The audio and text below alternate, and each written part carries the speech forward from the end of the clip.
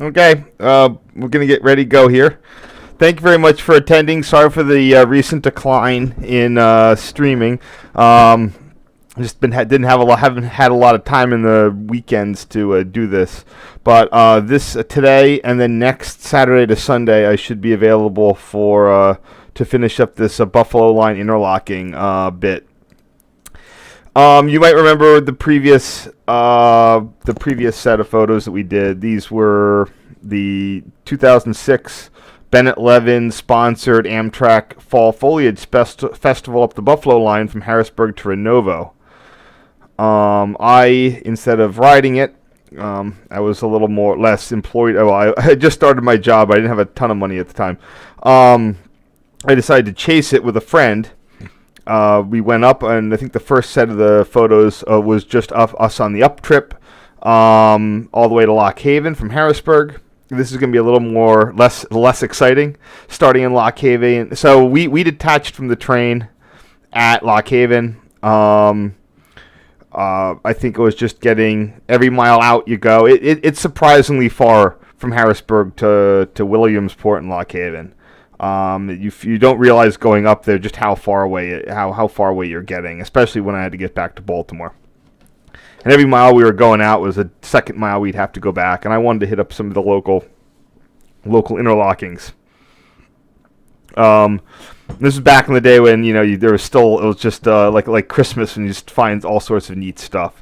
So I think we did a few of the Lock Haven bits and pieces last time. I'm not going to get into them, but here we're going to be heading back. We're going to start off with the remainder of Lock Haven, and then head all the way back down to the Linden Y. And then next week we will finish up with the Linden Y and go all the way down to Sunbury and Case. So, excuse me. All right, just 1 second here. Oops. All right, so here we are, just starting. This is just a little bit. So here we are at CP Lock Haven. I won't. Whatever. I'm not going to necessarily pull up the previous photos. Wait, no, I have them here. So if you recall, this was the foliage train with the PRE8s. Here's the Bennett's private cars at the back going through Lock Haven. Here's some photos of the old Lock Haven station and the PR position lights there. And we left off with just the night. This is part of the 1955-ish CTC project. This relay hut being elevated due to the risk of flooding. And now we're just going to be continuing on. So here we have an abandoned USNS A5 point machine. There's the air piston. It's slightly exposed, but not. Finding this sort of stuff around is definitely going to become a little bit of a trope here. Unfortunately, at the time, my friend was in his sedan. We had no way, and we're sort of in the middle of places. We had no way to really abscond with this. It needs a crane to lift it. Even a bunch of years later, I regretted not grabbing a bunch of relay equipment that had been pulled. But anyway, so just remember what this looks like. You're going to be seeing more of them.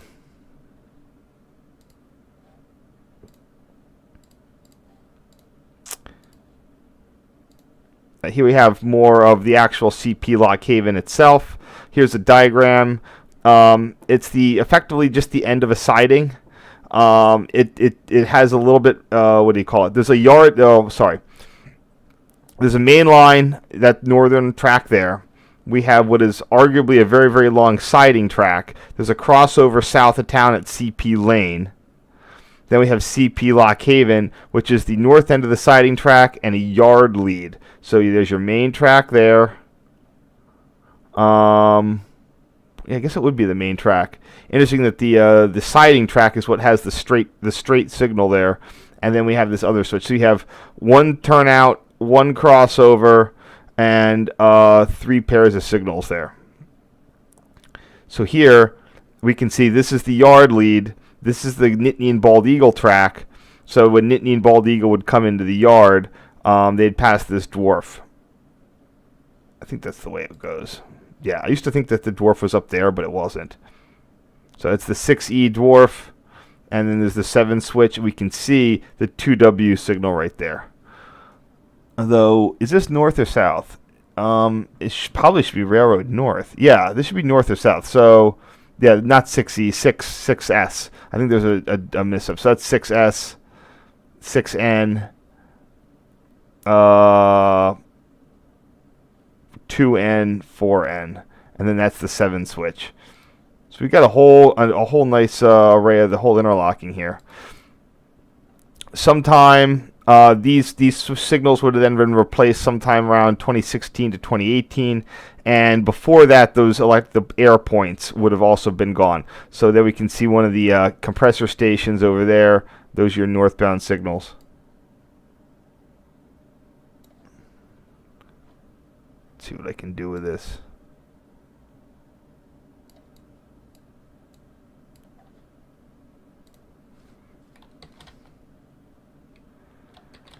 Still pretty early in the day, too. Probably wasn't much past noon, even if that. Because remember, I told you that train left Harrisburg sometime around like 7, very early in the morning.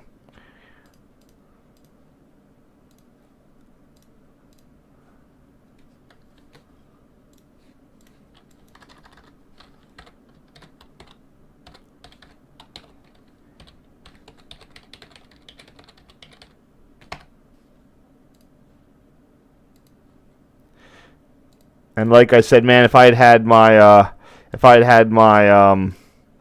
more modern cameras, this would have been like 500 photos instead of like 3. Part of me is thankful of that, but honestly, I would have given anything to have properly documented this. So here we have. Also, I think there were people in the yard. I didn't quite, I didn't want to ruin my day, so I'm going to need a little bit more here. I want to capture that shadow. An interesting thing is the 6S signal. It's one of the old style position lights. It has the 2 hatches, one on that side and one on the other side, and it also yaws the different way. We might be able to see that more. I'll show you guys later when we have a different dwarf signal. Those are sort of popular, I think, up through the 1930s. Also, then there's your 7. I'm not sure if that's A or B. Just your part of your 7 switch. There's a CP valve that controls the compressed air. There's the switch.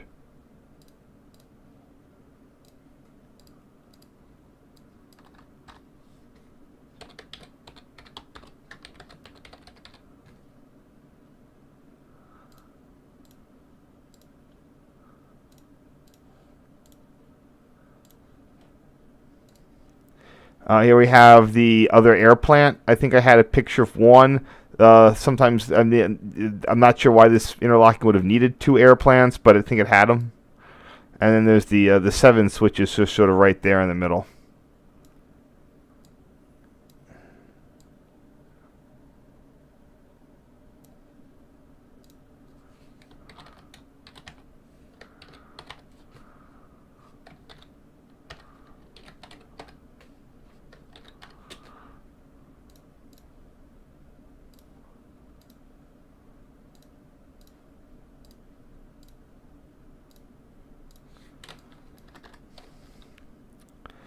This would be the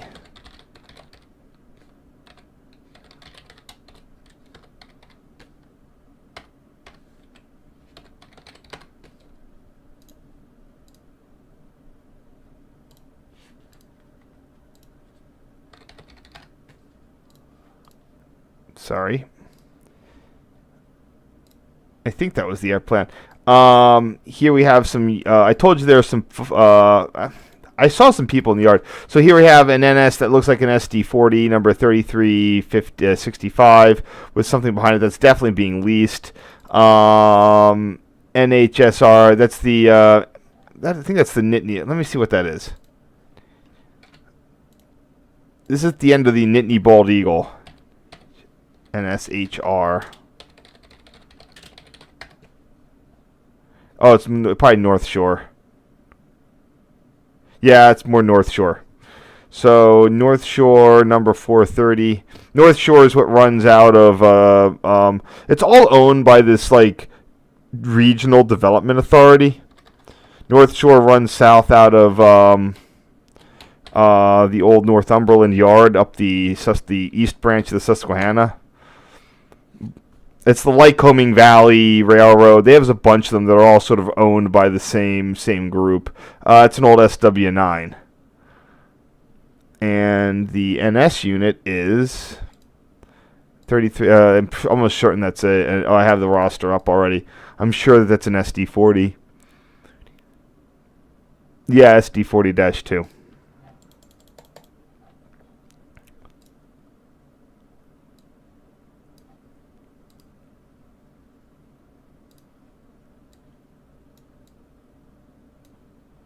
Trying to figure out where to cut this. It's pretty good.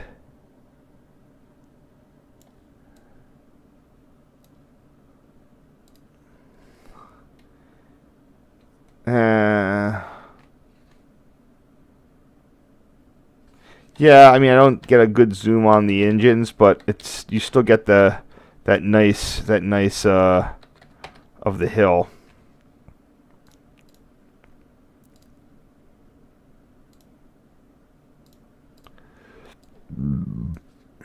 North Shore.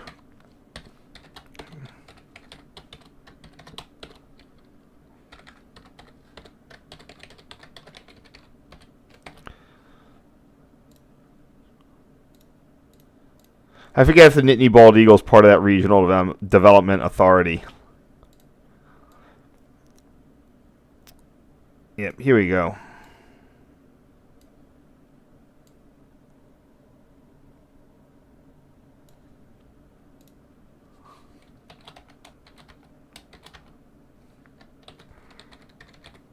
Just you have the 3 northbound signals.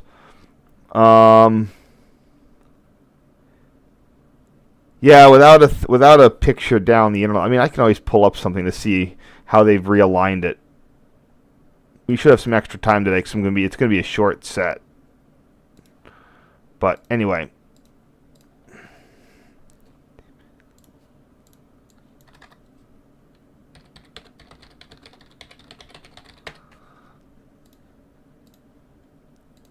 Not bad. Maybe a little less sharp. There we go. So let's take a quick look here at wherever I can find it. There we go.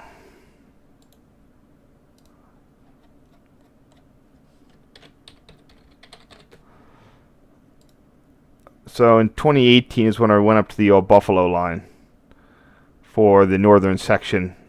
Got pictures at Linden, but a lot of the other stuff had already been zapped over the years. Fortunately, not Linden, but the air switches were all gone.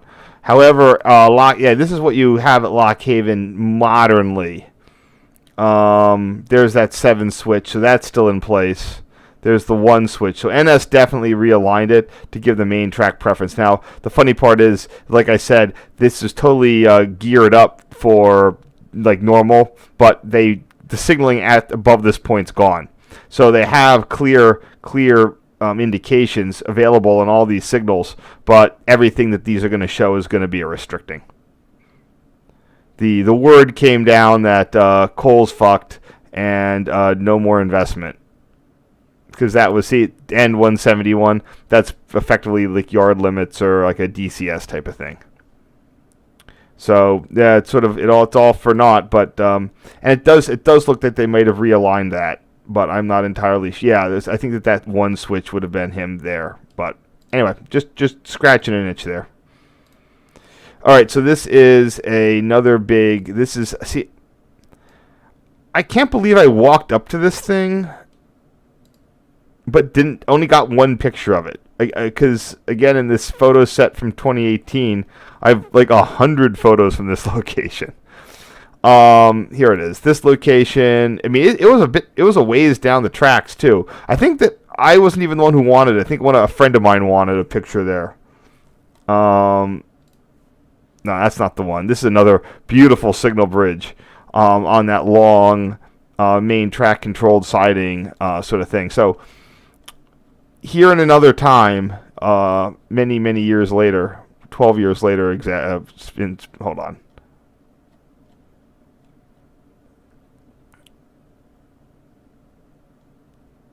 Here it is. So what this is this signal bridge is only applying to the main track.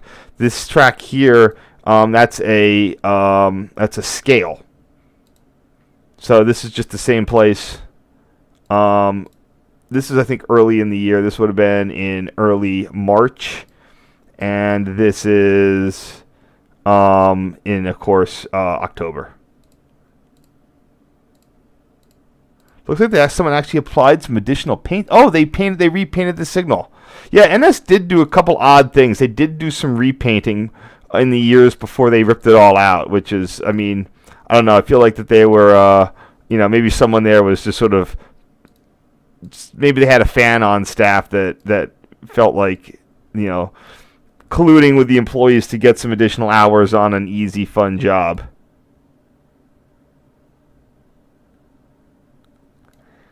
Anyway, let me just get a quick thing of this.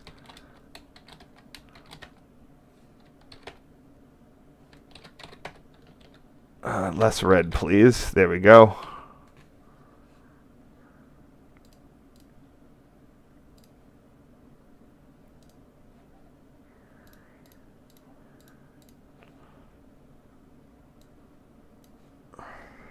This is the 197. Remember, this is it's 197 miles from Buffalo, but you're still looking at Harrisburg is over 300. It's like 302, 303. So you're 100 miles from Harrisburg.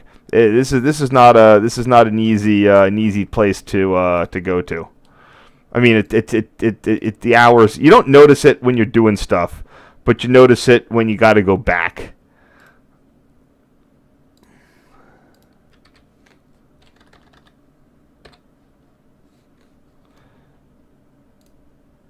Oops.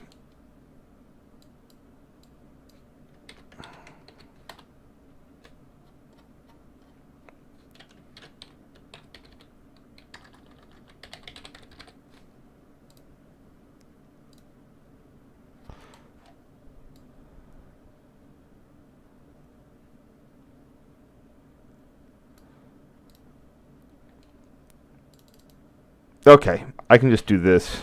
Yeah, I used to like over enhance these pretty badly. I'm just going to use the old name because it didn't conflict with anything I did previously. So I only took that one picture of that because I knew I wanted to save up for Linden. Linden is fascinating because it has I have this somewhere. I think it's on the on this page. So hold on. I think it's on this page. Okay, this is important. Pay attention. Linden, and I do have the track diagram of it too, which is right there. But it's better to check this diagram here. Buffalo line, Corning secondary. This little loop here is Lycoming Valley Railroad. They basically, the county or the regional district bought a bunch of the tracks and they contracted out to a variety or one short line. North Shore might be different than other ones, but forget about all that. It used to go up to Corning. That went via the Grand Canyon of Pennsylvania up to Corning. Interesting. There's a CP up there. It'd be interesting to see what's left of that. Today, you can see where all this is. So there's Harrisburg. Oops. Oh, fuck.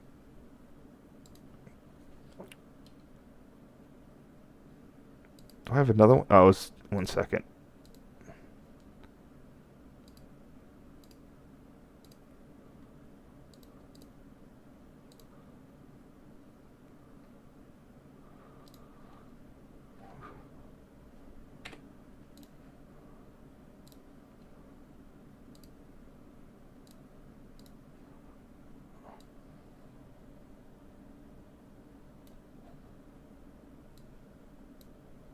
Sorry about that. Anyway. There's your Sunbury, Keating, Northumberland area. And then here's your Williamsport, Lock Haven area.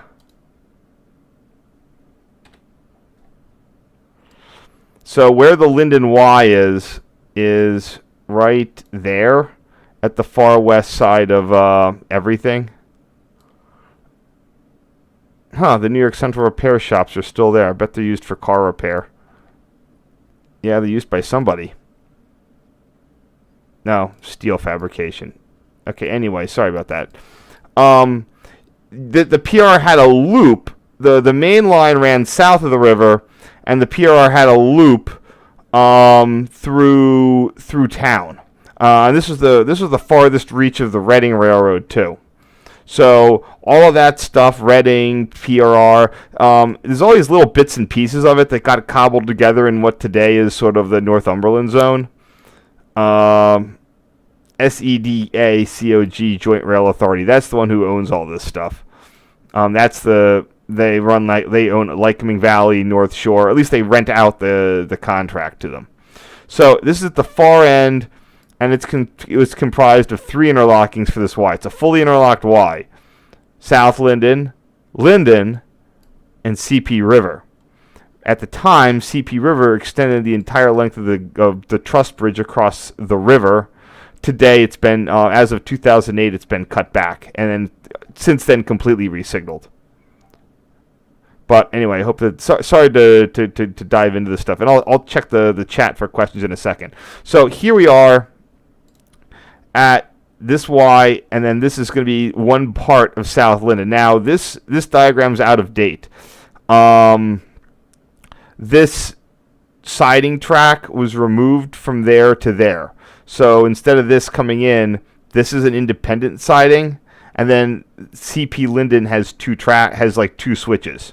So this is an older, like 1986. Some point in the 90s, they simplified things. So there's only ever one track going through the Y. This diagram from 1998 shows its new configuration. That siding track has been removed to CP Linden. So here I am. I'm at this point right there.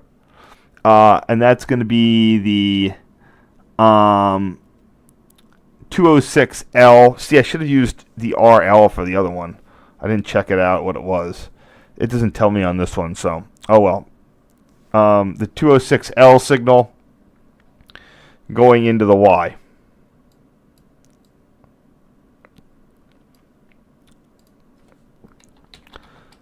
It's important because otherwise you're not going to have a lot of good references.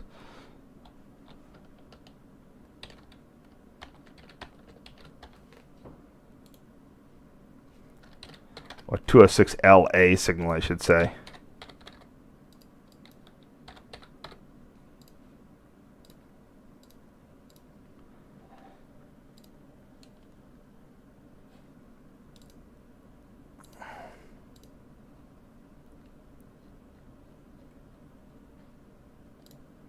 Yeah, I didn't have any of the diagrams and stuff, so.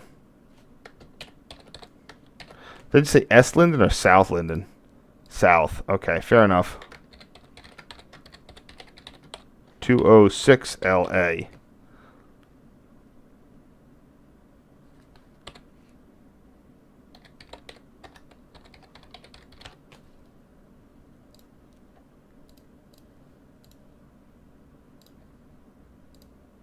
So the really neat part of the Y is that on the south leg of the Y, it was guarded on both sides by automatic PRR position light dwarfs, probably due to the highly restricted sight lines. These exit signals were the easiest way, so the PRR couldn't do things like a medium approach slow or whatever. So to make their signaling a little bit easier, so somewhere else, let's say you were going to be diverging to, well, this one you're diverging to a stop. But let's say, you're going to be coming up on that slow clear. You could have them diverge over and approach slow. But I'm trying to think. Whatever it is, exit signals just helped. So you'd diverge on this one, which may be over a slow approach. Then here you'd get an automatic slow clear or an automatic slow approach. So this is really wild. Now, this is not unheard of. I think there's some other places where you would have these automatic dwarfs, but this is just still really, really cool. A nearly unique situation. But like I said, it's not. There are other ones of these that I'm aware of, but still pretty neat.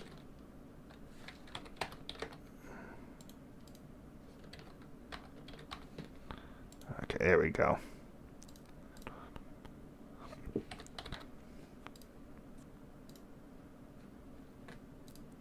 So let me just see what I did with this.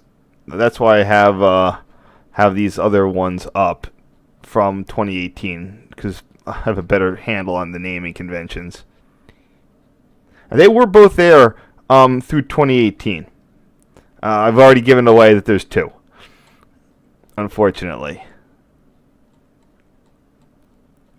Come on. There it is. All right.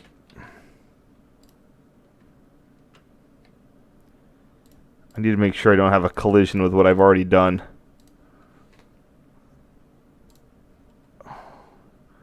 So I effectively took the same picture again 12 years later.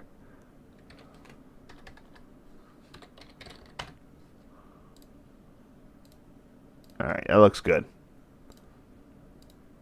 And here we have the relationship between your automatic and your other one. I bet I have a picture of that too.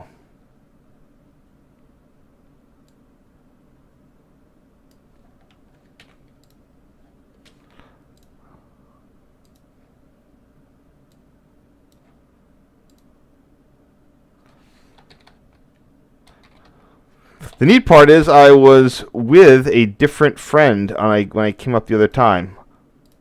The signal guy, no name Todd. Unfortunately, Todd has sort of stepped back from long distance signal trips like we used to do. He's getting a little older and so let me know that he sort of was getting past that. But maybe I can convince him to come out again. You never know.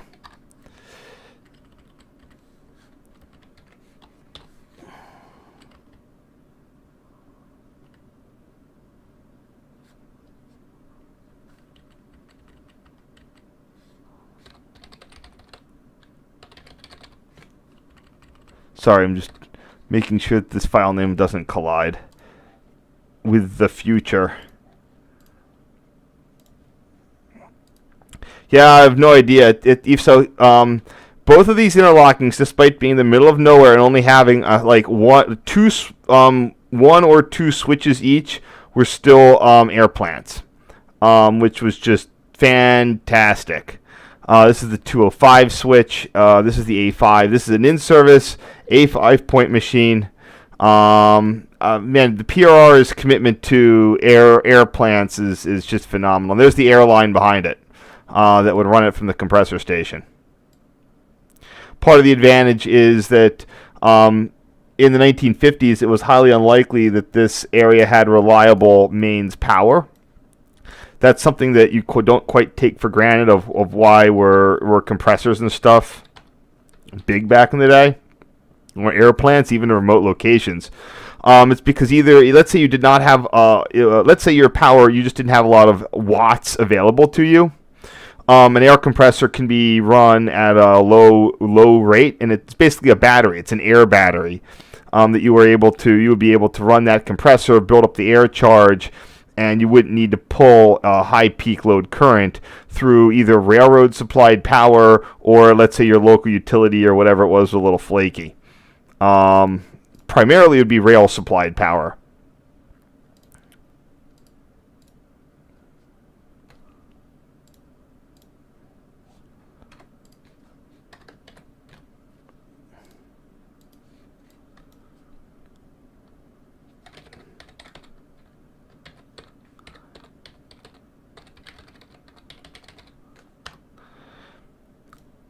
But as our utility systems have, and also you can run these off of you could likely run that compressor off of the batteries the lead acid oxides that would be there. But as our power systems have gotten better and reliability, and railroads have not really cared about reliability as much, air plants are pretty much toast these days. Even back then, there were, it was a thing that you could run into, but now they're functionally extinct on a freight. I'm not even sure I can name one that's on a freight anymore. I'd have to really think about it. So here we have the switch. The A5 point machines were controlled by a style CP valve unit. Inside of here are three little components. This is what translates the electrical voltages from the interlocking logic into something that will move the switch.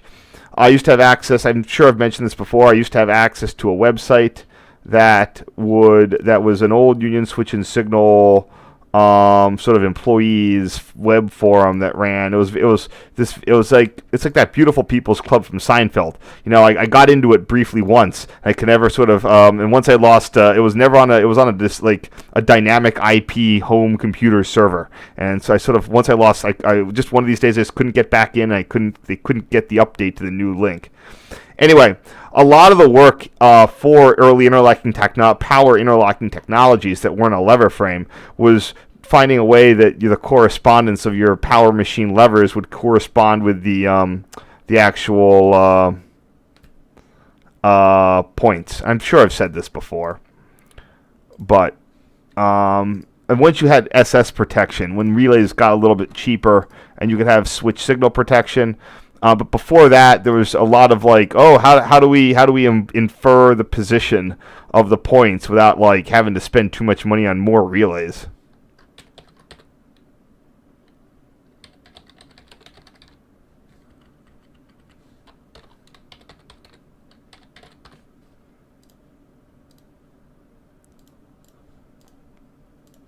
Oh, we've reached the end of our first doohickey here. Sorry if that was a little bit slow.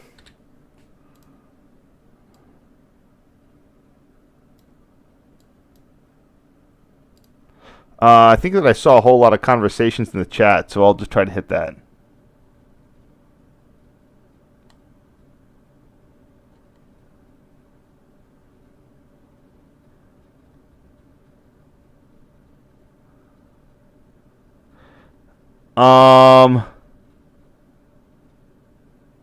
The Elmira branch is located, I think, in sort of downtown Williamsport. That, I'm pretty sure, went up this valley there. I don't think I've ever marked it on this, but it would follow that route. So I think that was in sort of the middle of Williamsport. I'm not an expert on Williamsport. It's a very complicated area. You had New York Central involved, Reading, and the PRR in a very sort of mix, and everything's been abandoned since then. So all I know is that the NY Central went up through the Grand Canyon of Pennsylvania. I think that was the Corning secondary. And that was probably the last one abandoned. The Elmira branch came up this one here, or went over there. I can't. I have to really dive into it, but that was sort of in there. I don't know how they connected and what stuff was, but the Buffalo line proper just sort of bypassed the whole downtown Williamsport because it was there to go. It was a coal railroad to go into the Allegheny bituminous coal fields and bring back coal. So now you're going to get to see. This is one of the first trips. Maybe not 100%. No, wait. This is 2006. This is one of my first trips that is just very, very take pictures of signals and stuff. This is why I cut it from the first bunch of photos because I didn't want this. This was gonna be its own special thing. Oh, and the reason this goes black is if I hit show desktop, that messes with the screen capture thing. It's just a habit of when I need to go to a thing and I just forget to not do it.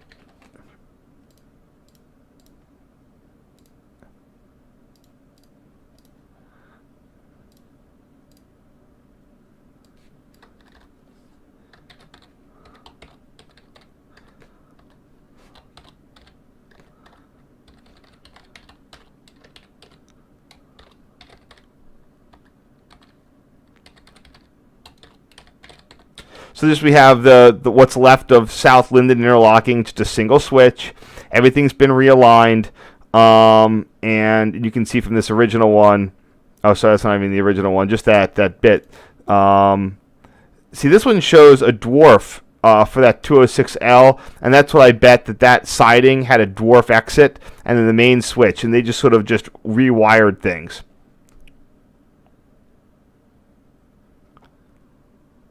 See, and this is going to be the 208 signal. So this diagram is kind of wrong. That is the 20, the marked as a 206 would have been a dwarf. And the other track would have had the 208, but they just have that mask there. So that's, in essence, going to be the 208 signal.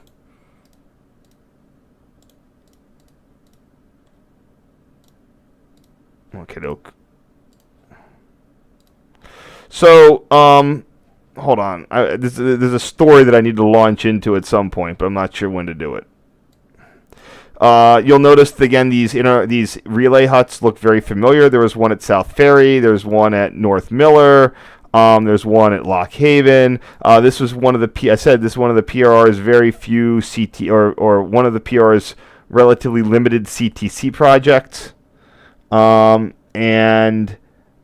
I mean, they did a good job, but that's what they used when they bought the relay huts. They're quite involved. The PR spared no expense on this CTC system.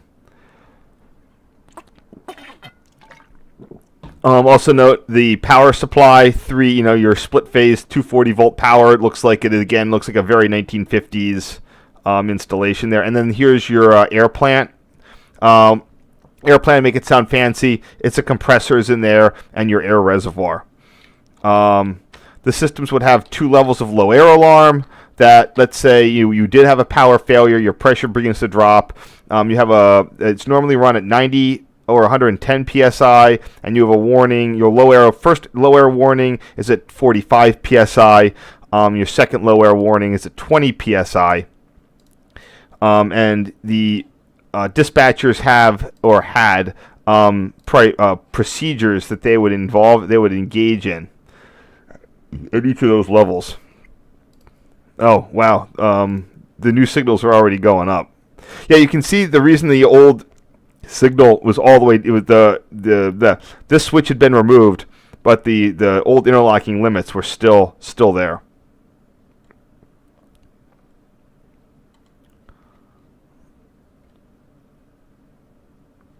Here we go.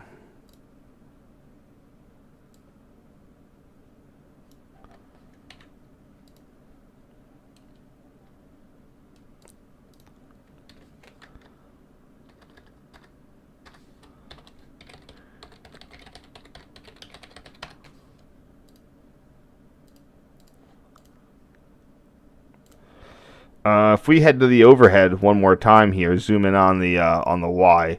Let me just try to zoom in and see if they removed the relay huts or not. Nope, still there. That's nice.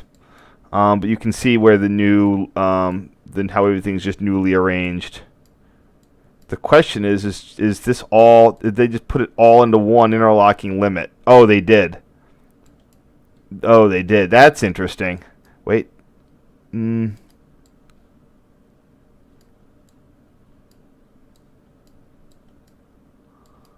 Oh, never mind. These, yeah,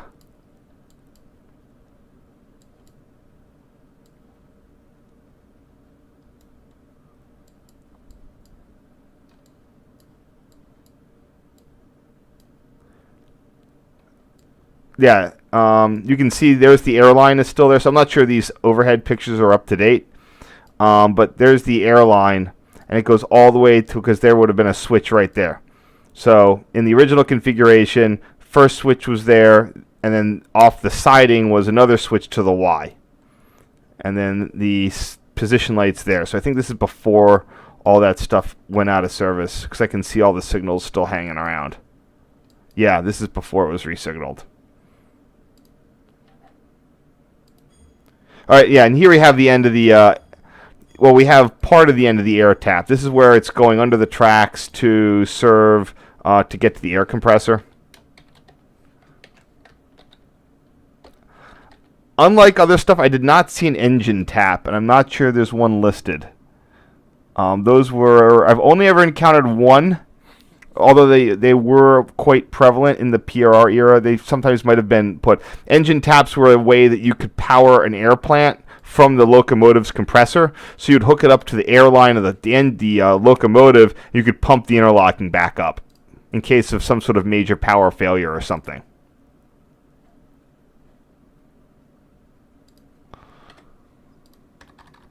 Oh, and it should be S. Linden, not South Linden. All right, that's good to know.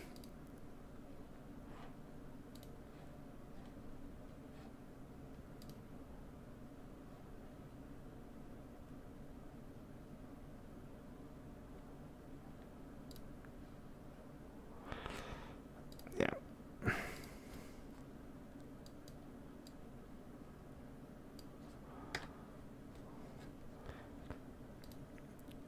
Sorry, one second. Just checking to what I have a cheat sheet on what I should name things, but at the same point, I need to make sure that I'm not conflicting with the future.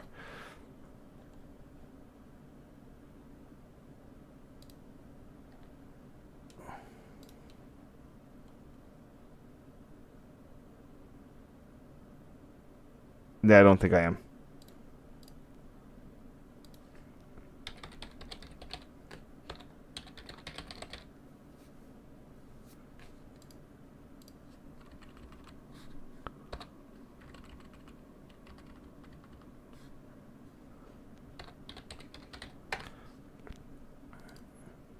What's funny is you had, like I said, back in the day, they would build this whole compressed air pipe infrastructure just to serve that like one switch. It's kind of wild if you think about it. And here we have this beautiful picture. And I always want to point this out. These relay huts had little keystones on either end. On one of my documentation tours, I have a picture of who made, like, there's a builder's plate on these. It was like the something Shed Sheet Metal Corporation of Philadelphia. I'm sure they're long closed.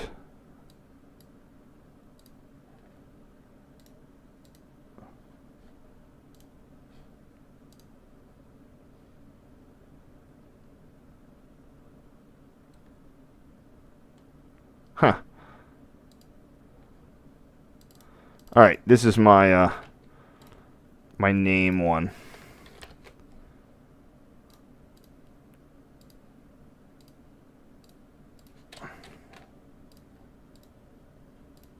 There it goes. Good job. All right, next. By the way, wait, did I miss? I don't think I missed any of the chat questions. People had them. No, I didn't. In fact, solar would have worked great with this sort of stuff because, again, you have a small amount of power, and you could use that to charge up your compressed air. But ultimately, compressed air is just a pain to work with. I'm not sure what I can really do with this. So this is the old switch. It would have been. See, it's not on this diagram. So we have. Oh, there's a 207. Yeah, that would have been 207.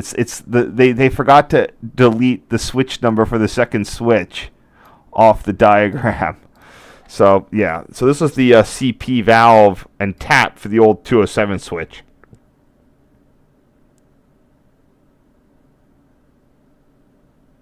I want to eliminate as much of the excess clutter as I possibly can. There we go.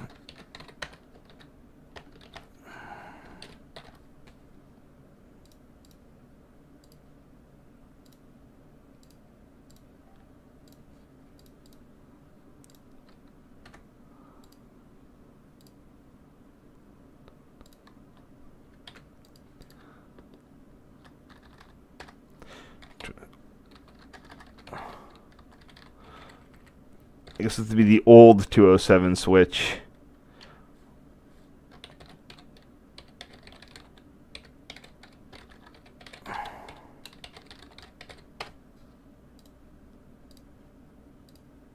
Yep, I got it. All right, next. Same thing but above. Just being curious.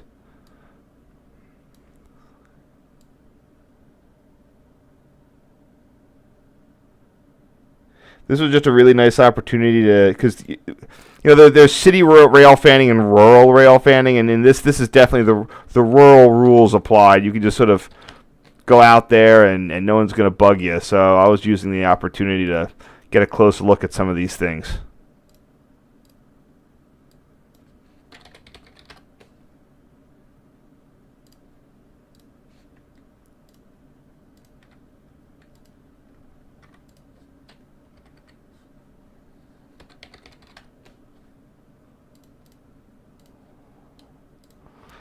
And here's a neat thing that was right next to that CP valve, the abandoned 207 switch A5, completely uncovered, unmasked, or whatever you want to call it, naked. Okay,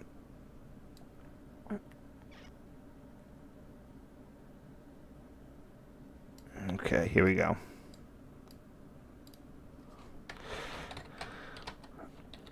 Just tossed in the weeds, and I was serious, like man, is there any way to get this out of here? But nah, there just really wasn't.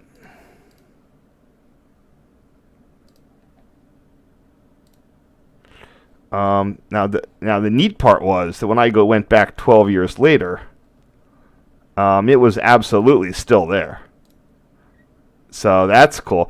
Look at how chonky that air piston was. I bet that's because it was a lower pressure system. I bet that there are narrower ones and there are these big old chonky ones, and I bet that these just are designed to work. I just thought that with these heavy duty, I just realized that air pressure doesn't quite work the way you think it does. A bigger cylinder means higher pressure. I mean lower pressure, not more power.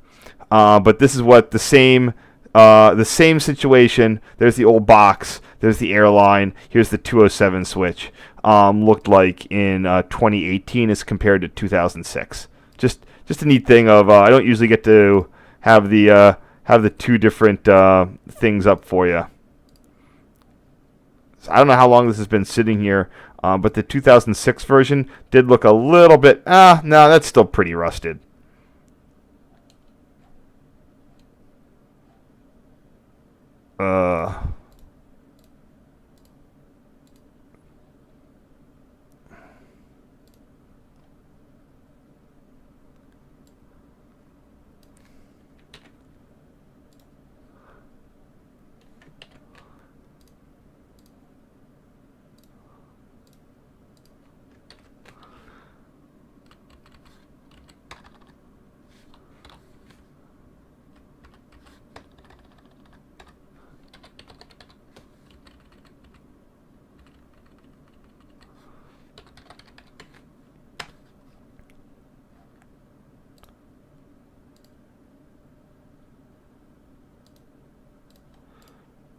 Very nice.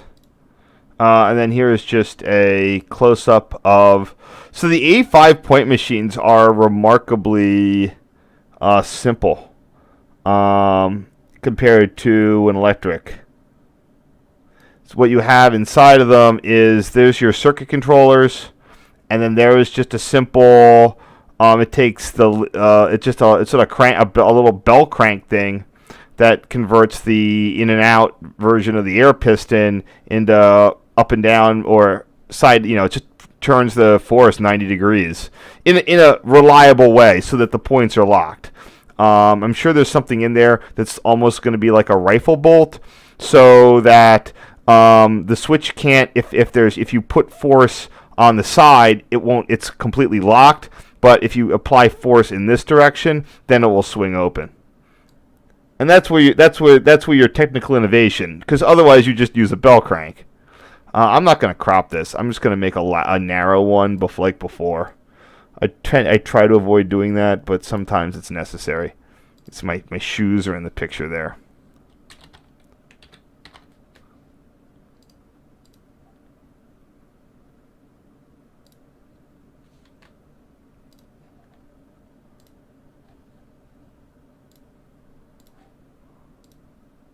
By this point, yeah, I even got a decent picture of this, of the same. Oh, with my shoes again, different shoes. Oh, I know, I remember those shoes. Those were good shoes.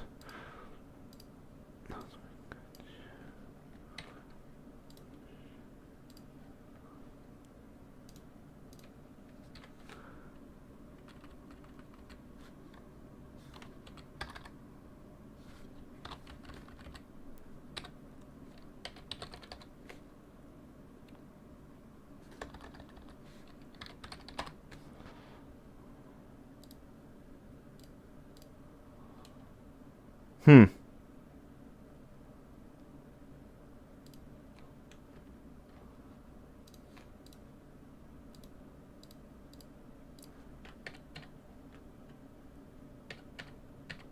Damn it.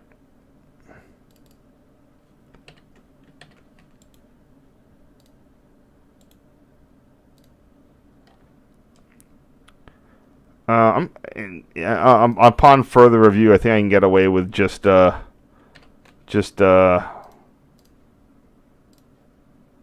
having to crop it so severely.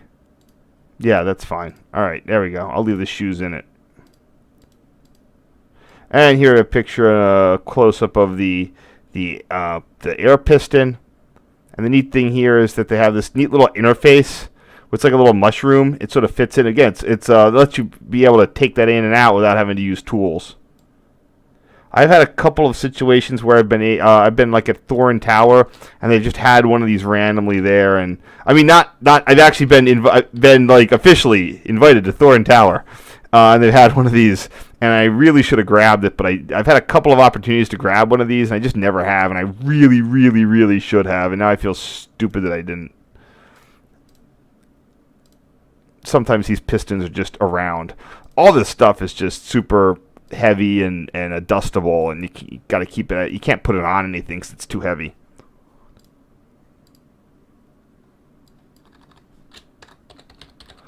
This is taking a little longer than I thought. So I'm betting this ran on a lower pressure. Sometimes I'll see them mixed. I doubt that they're not tuned. I've seen plants that mix the big things with the smaller ones. Did I even get an up-close one of the piston? Nah. Okay, good. Yeah, here's your other side of it. This is a 2018 photo.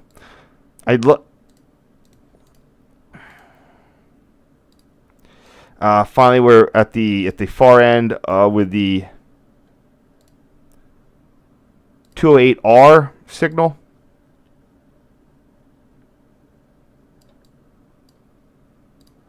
By the way, let me get you the date on this. This would have been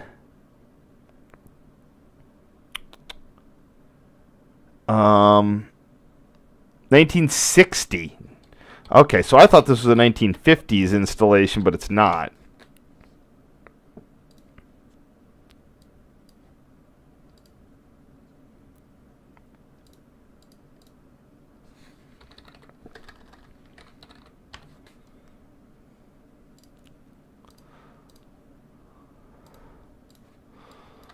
(206R).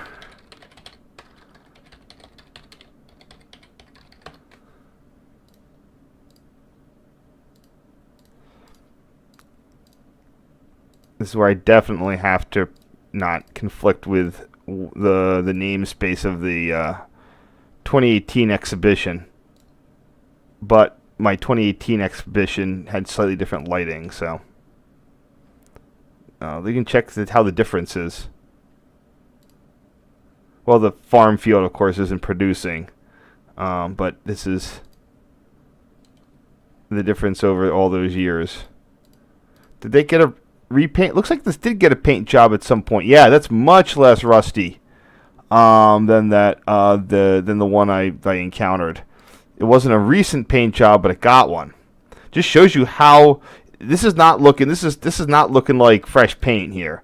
But this is only 12 years distance. It just shows you the maintenance that you had to have on these have on this stuff back before everything was just aluminum. There you go.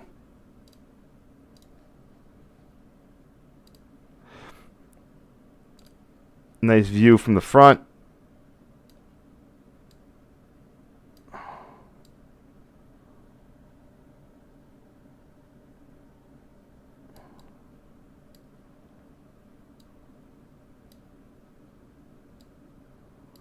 Sorry, I'm just sort of nitpicking at this. All right, there we go.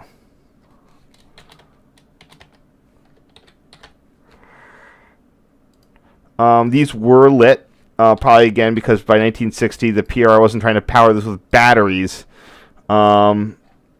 And let's just see what I had to say. What was it doing in 12 years later? Here we go. Huh, this one looks approach. This one does not look lit at this point.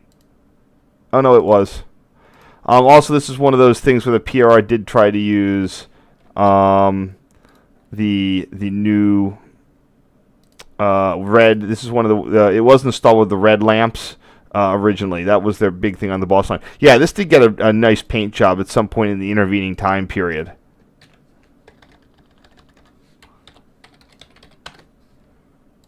Go.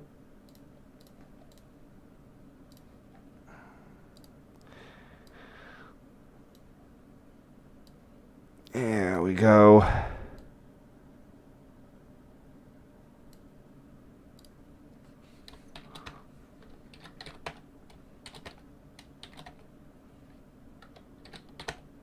Yeah, that didn't do well there. I'm just going to try to brighten up the highlights here.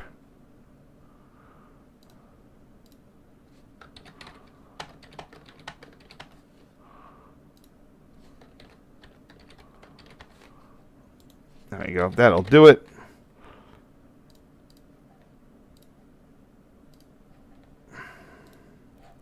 I don't think I took that angle from it before. Or maybe I did. A little bit different. But it's definitely the same stuff. So what we have here.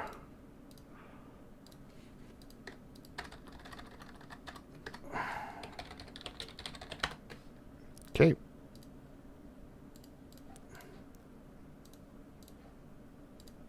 Oh, whoops, that's why everything is so large.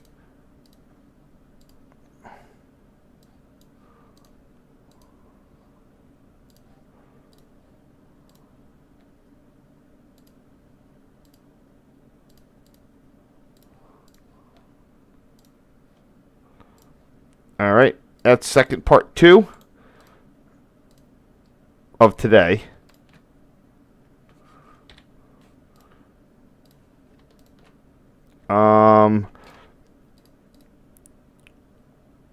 So I'm just going to look at this. Oh, wait. I forgot to tell a story, but I will tell it to you in just right after I get these loaded.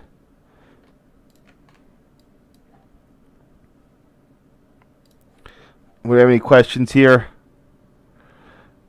I mean, it's Buffalo Line is signaled and I think PTC'd all the way up to Lock Haven. I don't think that there'd be anything that would prevent them from running charter north of there.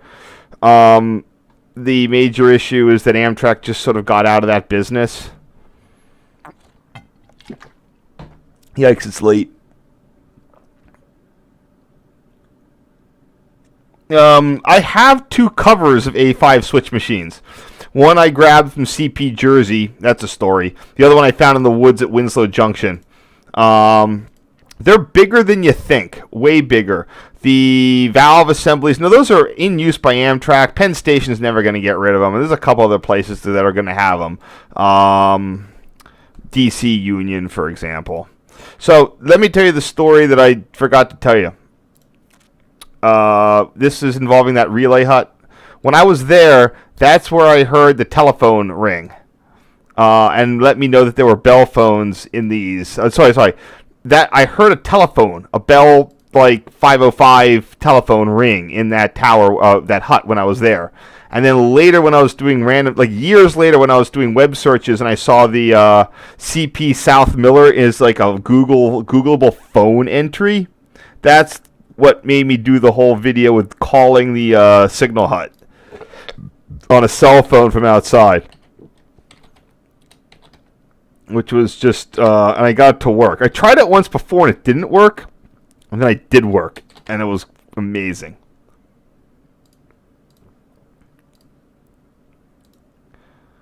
And this is the south part of the airline going southbound.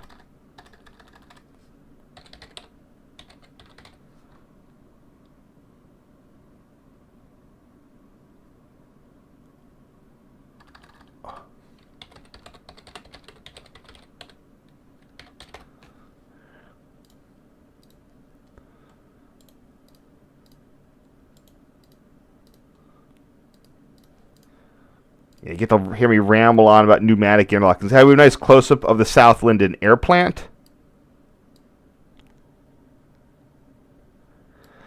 The ones in towers and stuff will have drying units and things, the big sort of drying manifolds.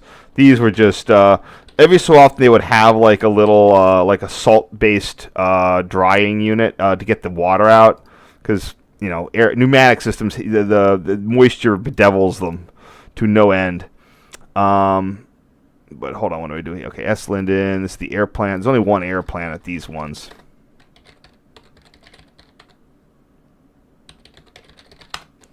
And then you have your reservoir. I don't know how long that reservoir would keep things topped up. If you lost power, I don't know how long it would be good for. These things do leak, just like any air brake system. I just don't know how long it goes before you hit the low air. So, yeah, that's what I was into that thing. I said at 45 PSI, you get stage 1 low air. That means you're only allowed to use certain switches. Other ones you have to normal. There's a plan at each of these towers. At 25 PSI low air, you cannot move. You have to block up and you can't move any of the points. Or they basically will fail and go on center and you're screwed. You can crank them. There's ways to do it, but that requires a maintainer. So at 45, you normal up switch it. You have there's a set way to line the switches at each interlocking, and then at 25 psi low air or 20 psi, you're not supposed to move them at all. All these little things that ways things used to work. By the way, in the background you can see my friend's TDI Jetta. That was an amazing car, 2003. Got some fantastic mileage. If you don't mind the air pollution, if you prioritize, and this is going to be the 208L. If you care about CO2 reduction over, wait, what the heck was I doing? Oh, that's right. Over all else, like diesel, like small cars with diesel engines is definitely preferable, but you know, people don't like the air pollution. But that car got from Baltimore up to here on half a tank of gas. It was fantastic. It was amazing. This would be 208L. Oops, I got to make sure I don't. I'm sure that that 208 signal is different. Yeah, here it is. Oh, see, I'm calling it the 206L. Alright, I guess I'll have to do that. This is 208R. Fair enough. Yeah, these are very well painted in their twilight years. Very well maintained.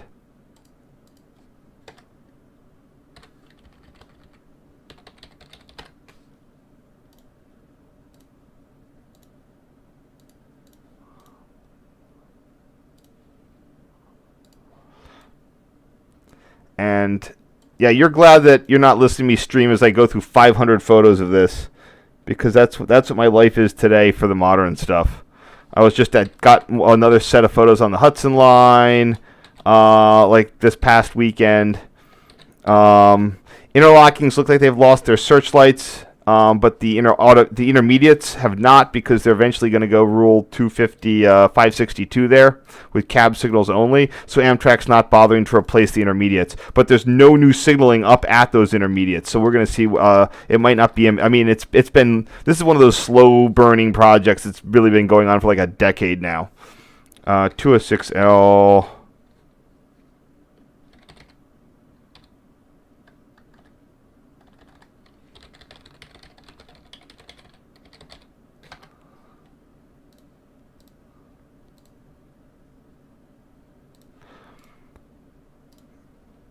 Man, these are rusty. And then we have the interlocking and the South Linden Tower behind it. A little bit bright. Nothing I can't correct.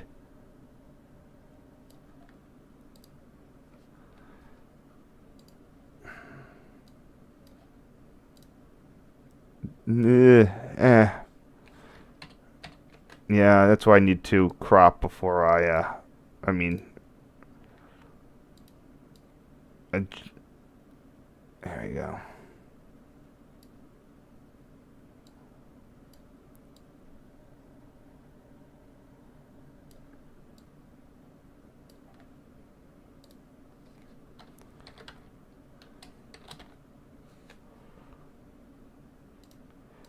Well, at least if it's backlit, I can label it as backlit, and that'll differentiate it enough, the file name. Whoops, 206L.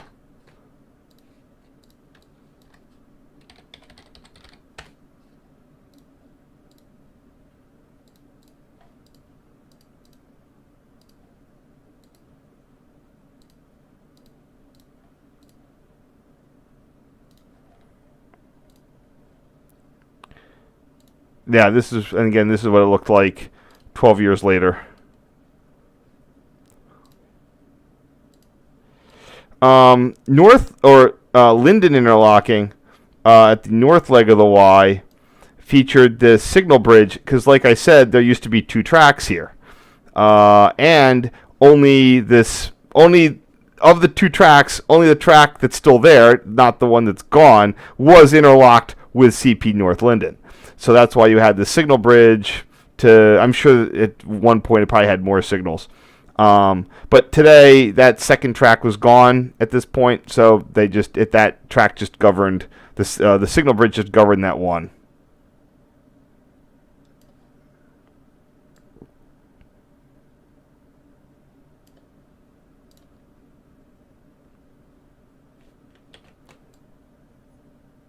Yeah, move that down a little bit. There we go. That's better. Sorry, I keep cutting to these newer photos. Oh, good. I didn't use that angle. You see, this has been painted too. Whoever was up there was really, whatever NS Signal guys were up there, they were really being generous with the paint.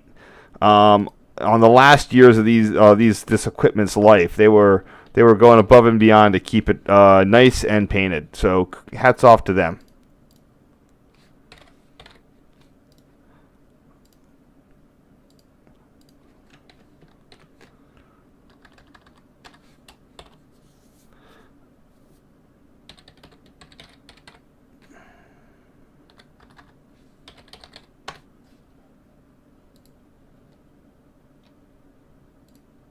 Oh, wait. Hold on.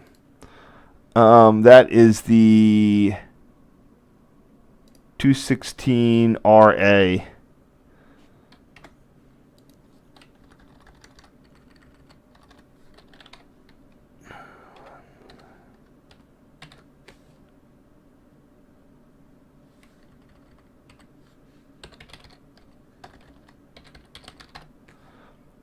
All right. Coming up on the northbound signal mast or gantry. That holds the 206R signal there.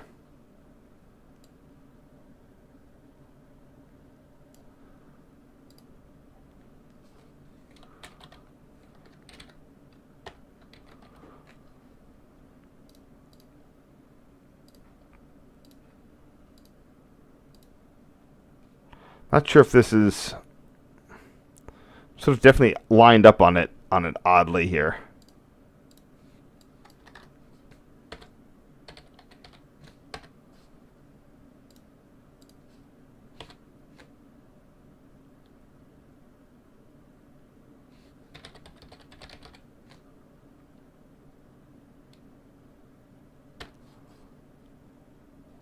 Oh, I know what I can do.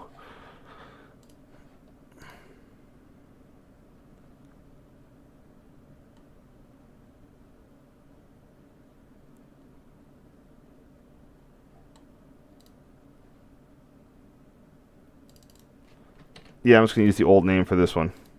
Probably the best name that I got. And there we go. And here we have our 206R signal from below. In fact, I'm going to try to just capture that whole bit and piece there. Perfect.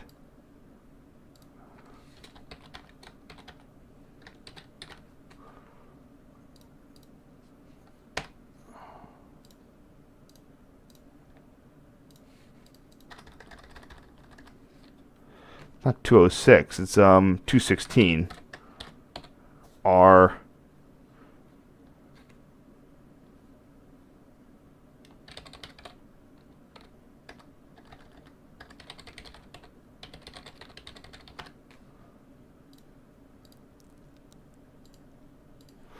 The fact that this signal bridge exists it's one of those, again, why I complain about that regulatory rule of right-hand mounting. Although you could have still done this with a mast. Just whatever they had going on here back in the day clearly necessitated a signal bridge.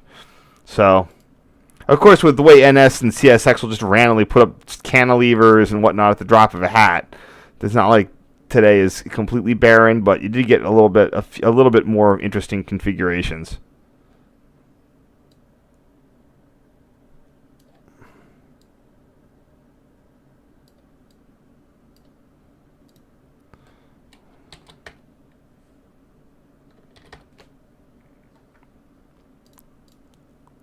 Same from the rear. Let me just double check on. Did I get any with both of them? Oh, I did. Oh, this is almost the exact same location. Wow, look at that. I'm standing in the same place. 12 years apart, or not? Yeah, it's pretty much the same place. It's pretty neat. Maybe not entirely, but yeah, still.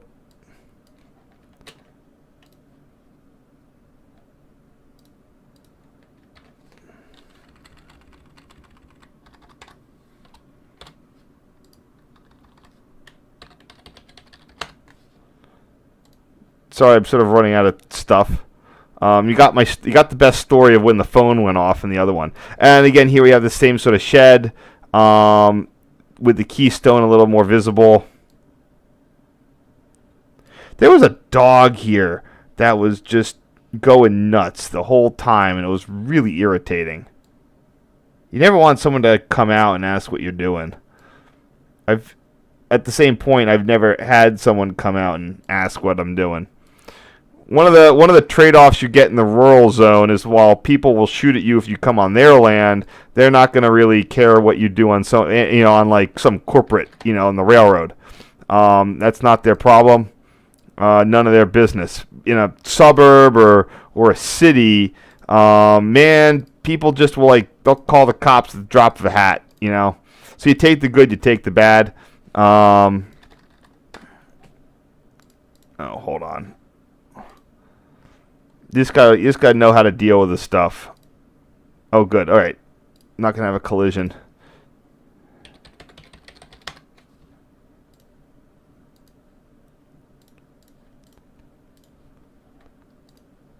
And there are two switches at Linden.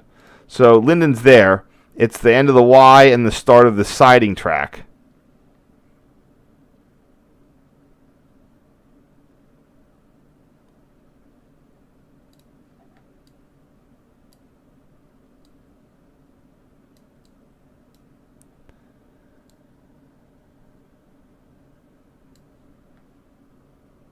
One second. Let me just get this nicely aligned. That got it. And this looks like the 215 switch. This bit here, this cover, that comes off the A5. So you have the heavy part attached to the metal. This is just sheet metal. So every so often you might see these in the woods, in the bushes, and you can pull those out. Now, this cover part there is separate from this. So you're just going to have this box and this part, and then the whole end there is like a hole. Because that little bit of sheet metal is different, is its own thing.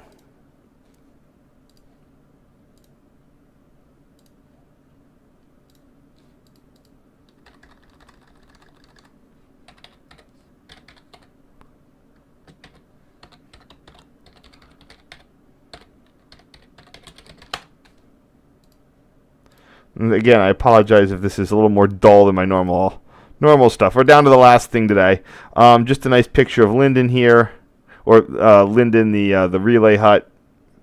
Really high quality. I mean, today's stuff. Listen, today's stainless steel ones are fantastic in terms of weatherproofing and weatherized, and they've got foam on the inside. But I definitely have to appreciate the fact that this has a cinder block foundation. This has this corrugated thing that was, had to be built. This took effort. It's huge. It's the size of a small New York City apartment. I mean, the PR did have cheaper CTC installations with concrete huts and such. But this project here, this whole Buffalo line, it went all the way to Buffalo, really showed some amazing, and it really showed a commitment to quality, even as late as 1960, when the PR was starting to have some more financial problems.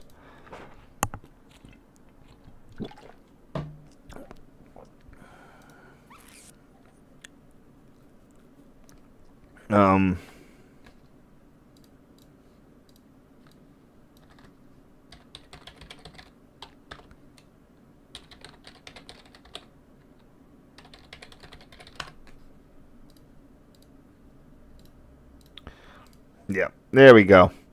Let me just take one little look, and again, look, NS even painted these CTC huts. Some of them they did a really interesting, like a midlife. Some of them they rewired some things. I'm not sure why or what their budgetary thinking was. But hey, I know that at South Ferry they actually, I'm not sure they re-interlocked it. They put in new signals and they kept the relay hut. See, here's the thing. They didn't paint the rear. And first off, I don't think this thing is designed to be painted. It's galvanized. I mean, yes, it's starting to have some rust issues. But it's held up remarkably over, this is 2018. That would have been 40, 50, 58 years. And then NS does this half we'll put some silver paint on it. I mean, yeah, great. I'm not going to complain. But, yeah, just interesting of what's going on. Of course, you had all the new signals for it there. All right, I'll let you guys go. I'll be back next Saturday. Look for the schedule, same time, and then I'll finish this up. So thank you so much. Let me check your questions and things. Any questions? All right. Well, anyway, thank you so much for watching. I'm going to head out, and you guys have a really safe week, and hopefully. Yeah, they did the same thing on the Port Road. The Port Road, in its final decade of life, saw a major. So NS went, and they did a bunch of. You see my Port Road trips. They did a bunch of resignaling on the Port Road, from like Midway up through Homewood, and some other places. And then they stopped, and everything else they just took the old stuff and repainted it. And fixed it up. They put new screws. They did a whole, like, you saw, like, new screws, screw heads appearing on the old signals. Like they'd refix. They'd take the screws out and put in new ones. And then within less than a decade, less than 5 years later, it was all gone.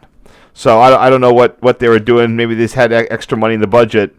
Maybe it was just someone out of Harrisburg. It's got to be someone out of Harrisburg division, if that was even in the same division. I don't know. Well, all right, listen, I really do have to go. You guys have a great day. I will see you next week. Glad you enjoyed it. Thank you for watching.